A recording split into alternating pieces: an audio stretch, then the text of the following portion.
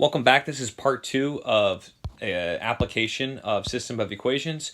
Essentially, this is solving word problems. I suggest you watch part 1, where we break down the 4 steps in order to break down a word problem into a much easier process. We'll go ahead and dive into this problem based on those assumptions from the first part of this video.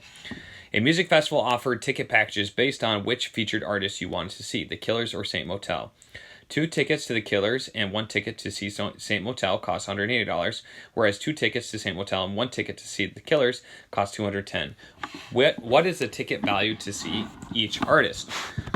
What do we have here? We have to break down our variables first.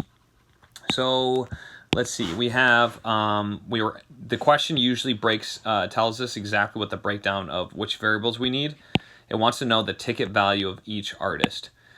So our 2 variables that we can make, I'm going to make M equals the price for Saint Motel. Okay, so that's a Saint Motel ticket.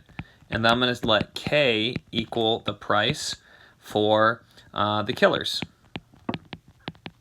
ticket. So these are our 2 variables, and everything we do from here is going to be based on, okay, what do we need to get a relationship going between these 2 variables? Luckily, it tells us fairly clearly what we need.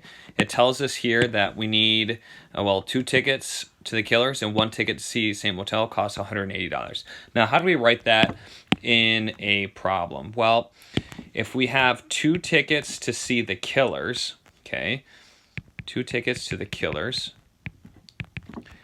and then we add in 1 to see Saint Motel, and that equals $180. How do we express this using our variables, okay? Well, if we're trying to find the total price, which it has here as $180, we need to know the price of each ticket. So for example, if it was $20 per ticket for Killers, we would spend $40 here, and if it was $100 for the Killers, that would be 1 times 100, and that would be 100. So that'd be 100 plus 40. That'd be short. So instead of just trying to guess, what we're going to do is we're going to create an equation based on any price, which is 2 times K, because there's 2 killer tickets, plus 1 times M, and that equals 180. So we have 1 ticket package. This is the first equation that we have here. And now we still need a second one. I'm going to go ahead and highlight our second one here. 2 tickets to Saint Motel and 1 ticket to see The Killers cost $210. So this is our second equation, number 2. So we're going to go ahead and list that, number 2. Well, I don't need to list number 2. In this case, we have 2 tickets to Saint Motel, so we can have 2 times M, and then we have 1 ticket to see The Killers, so that's 1 times K. And you add them together because the total price we add for total price, and that's going to be equal to $210. Okay, now we're basically in step 3. We finished step 2, which is the hardest step, writing the 2 equations, but now we have to solve the system. A couple different ways we do this. We could use substitution. I'm going to use elimination here. I think it's a little bit easier than substitution. So to do elimination, I'm going to multiply this equation by -2. Okay, so I'm going to multiply this equation by -2 so I can eliminate the k's. That's my target. So I get -2k minus 4m equals, what is that, -420. Okay, I'm going to move this guy out of the way for now. If you want to look at him, he's right there. But my new equation is right here. It's the same equation. It just looks differently because I rearranged it so that we can eliminate. Now, elimination works because we get 2 minus 2k. We eliminated a variable completely, and now we're left with -3m after we add 1m and -4m. And that is going to be equal to 420 minus 180, but it's going to be negative. So let me get a calculator out here. That's going to be 260, I think. I'm going to double check that, but I'm pretty sure it's 260. So, no, it's 240. 240, but it's negative, okay? So then we divide by -3. -3, I didn't need a calculator. Just had to use my noggin.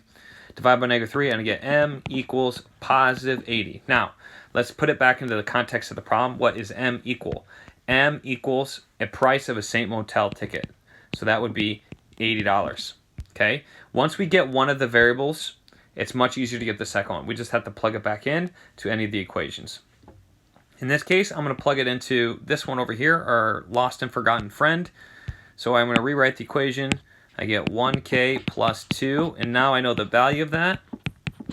And I'm going to write 80 in here. And then I'm going to solve. I'm going to use orange to solve again. I get 1k, or just k, plus 160 equals 210. I subtract 160 to both sides. And I get k equals, what is that? Not 150, equals $50. So I have here that my Killer's ticket costs $50 and my St. Motel ticket costs $80, and that is done. We're done with example 2. Okay, moving on to example 3. This one's a little bit tougher. How many ounces each of 5% hydrochloric acid and 20% hydrochloric acid must be combined to obtain 10 ounces of solution that is 12.5% hydrochloric acid? Okay, this one's a little tough. Again, we have to start with assigning our variables. One of our variables is going to be 5% hydrochloric acid. Okay, I'm going to let that equal x. So x will be my 5% solution. And I'm just going to call it that. Okay, now you can see in the table it's already started for us. All right, so we have x equals 5% solution. We already have 5% is the top little table here. So I'm going to say ounces of solution. We don't know. It's asking how many. So that is going to be what we're asked to find. And so that's how we know we're looking for the right variable. So I know this is going to be x. Okay. All right. So x, that's my first variable. And I'm going to use, let's go to y for my second variable. Very creative here. And this is going to be 20% hydrochloric acid. Okay, so we have 20% hydrochloric acid. And I see I have a mistake here in my table. I'm going to change this to 20. Okay, otherwise we're not going to get 12.5%. So I know I had a mistake there. I changed it. So that's 20%, and this is my 20% solution. Again, I'm not sure how much. It's asking how many ounces. So I know I need to put y here. Oh man, why don't I choose purple? I should have chose green. Oh well, I got to live with my decision. All right. Now, must be obtained 10 ounces of solution that is 12.5% hydrochloric acid. So we actually know how many solution we want. We want 10 ounces of the last 12.5%, and we're ready actually to begin our setup. So we're going to kind of just work with this table here. This is going to be what I use to go about my business. The first thing it says is percent as a decimal. Well, I need to change 5% to a decimal, so I go 0.05. Okay, 20% as decimal, that's 0.2. And then 12.5% as decimal is 0.125. So I have that first part done, okay? Now, ounces of pure acid. Well, if we're diluting a solution, okay, how many ounces of pure acid gives you a 5% solution, okay? So imagine this. Imagine you have like Coca-Cola and water, and you wanted only 5% Coca-Cola, which would be kind of gross if you ask me, but that's what you need to do. You would have to add pure Coca-Cola to the water to get a 5% solution. So in order to get a 5% solution of, what is this, hydrochloric acid, we have to add pure acid to like a base. All right, so how much pure acid would we have to add? Well, to find that, all we do is take our decimal here, 5% of, that's the percentage we want, and we multiply it by the ounces of solution. Okay, so we get 0.05 times x. Okay, this solution is like our total amount. Okay, and we dilute it, and we want 0.05% of it. Now we have 20% solution. So again, we're going to take 20%, 0.2%, and we multiply it by y, because we don't know how many ounces of solution we need for y yet. Okay, and the last step is we need to multiply 0.125 by the amount of solution, and we know how much solution we want. We want 10 ounces, so we simply do 10 times 0.125, and we get 1.25 ounces of pure acid. So this finishes our table here, and we're ready to proceed. I guess I'll leave this, but I don't really like it. It's kind of busy. So I'm going to minimize this even more and put it in the corner. Okay. Now, this gives us our two equations. So this gives us our first equation in blue here on the left. Okay, this is our first equation. Now, I'm going to go ahead and write that. So we get x plus y equals 10. This just tells us how much total solution we have. Now, of pure acid, okay, of pure acid, we get something else. Pure acid is this right here, this added together. Again, this is the total. So these two add up to the total. These two add up to the total. That's a little messy, okay? But that's why I wrote the total here. Those two other acids need to combine to give us that total amount of acid, or solution, sorry.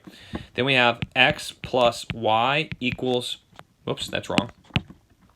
I have 0.05x plus 0.2y equals 1.25. So there's my two equations.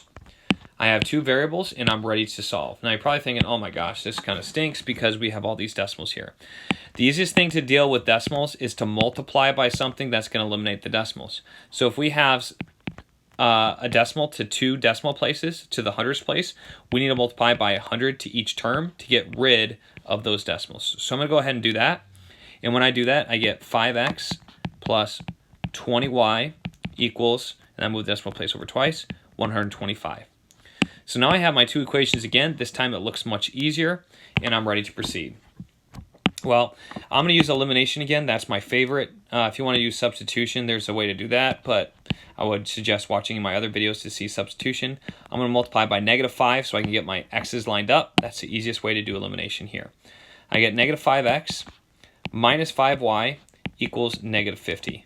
Okay, I'm going to move this guy off to the side again. Okay, minimize him.